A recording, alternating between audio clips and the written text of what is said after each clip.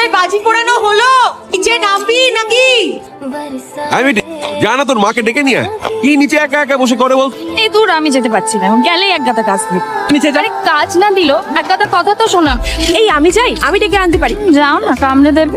মিটি, কি হচ্ছে কি? কি আবার হচ্ছে? মাকে চেনো না? ছেলেদের আবার বান্ধবী থাকলে মা একদম সাইকো হয়ে যায়। তুমি জানো, বর্দা যখন ফার্স্ট ইয়ারে ছিল, একটা মেয়ে জাস্ট মাকে জিজ্ঞেস করেছে আন্টি সুদীপ্ত আছে?